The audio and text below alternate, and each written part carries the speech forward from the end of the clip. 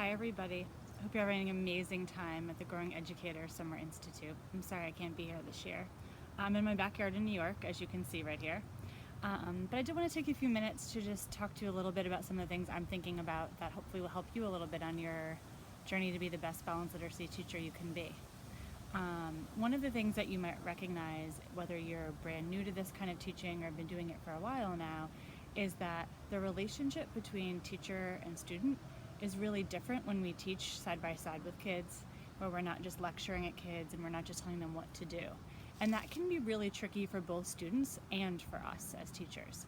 And so one of the things that I've been really studying is what are those roles and moves that we can make as teachers so that kids see that we're there to support them but not do the work for them.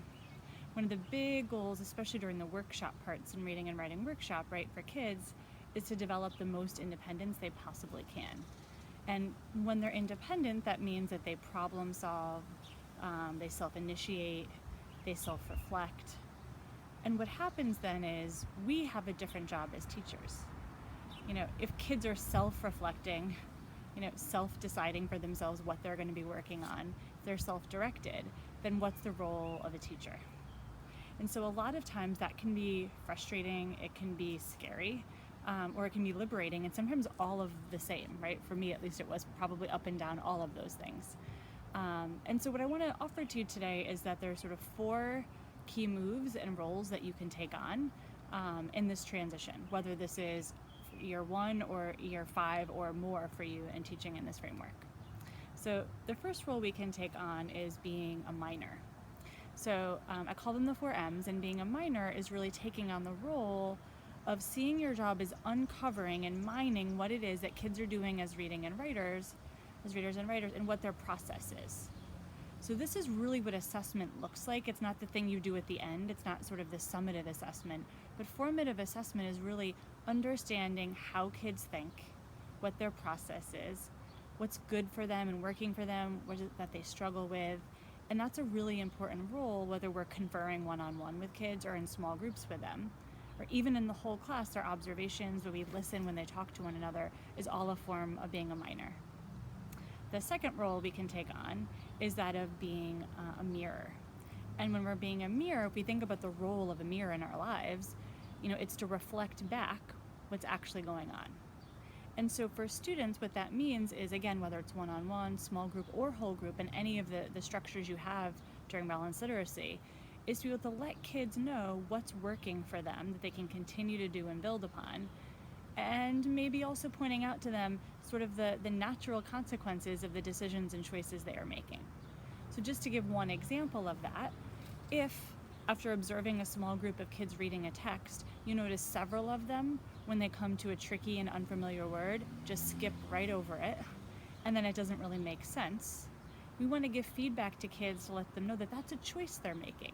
So we might say something like, when you were reading, it seemed like often when there was a challenging word, these long multi-syllable words, the first thing you did was skip over it and keep going. And then later on, as a result of that, a lot of you were confused about what was going on. So when we skip over words, we often get confused. When we give kids that kind of particular feedback, that specific feedback, it's about the process they're going through. And we can do the same thing for them as writers. And that's really actually a powerful form of teaching. We don't always have to teach something new. We can be actually showing kids what it is they're already doing and what the consequence of that is. But then we probably want to take on the third role, the third M, which is being a model. And when we're a model, we're sort of modeling and adding to what kids already know how to do as readers or writers, but giving them something new that maybe they're not yet doing. So this is when I take out my book or my own writing notebook or writing folder, and I actually show them step by step a strategy that they can try out based on where they are now, but where I know they can go next. So if I've already been a minor and figure out what they're doing and not doing and how it's going, if I've already given them feedback about the consequences and sort of results of their strategies and what they're choosing to do, then I can add to that. And what I find is kids are more open and receptive to the modeling once they've been seen as a minor and been given that feedback. So they know that what we're teaching is very targeted for them. And then the fourth M is called being a mentor. And when we're mentoring kids, it's the opportunity to then not just show them what we do, but actually coach them to try it. So it's the difference between being a model, as I show in my book or in my writing notebook, and then being a mentor is when they try it in their books or their writing pieces. But I'm not just saying, all right, now go try it, good luck. I'm there kind of on the sideline coaching them, next to them, giving them prompts and suggestions, but not taking it over. And so what I find is when we practice those 4Ms, whether they're all in one day, in a week, over several weeks, kids really feel seen. Our teaching sticks because it's targeted and really intentional. And it creates that independence that we want, so students aren't sitting there waiting for us to tell them what to do all the time. Now, that was a really quick summary and overview. If you want a lot more information and the details for how to actually do this and why this works, you can pick up a copy of Mindsets and Moves. It's my new book that came out last year, and it really tells you step by step. There's a chapter on each of those 4Ms, gives lots of classroom examples, as well as a photo tour and resources that you can use right away in your classroom. I hope it really goes well for you. I know my friends at Growing Ed will fill me in on the rest of your Institute week. And follow me on Twitter, send me a message on my website, and let me know how things are going in your classroom. Thanks so much. Have a great rest of your Institute and summer.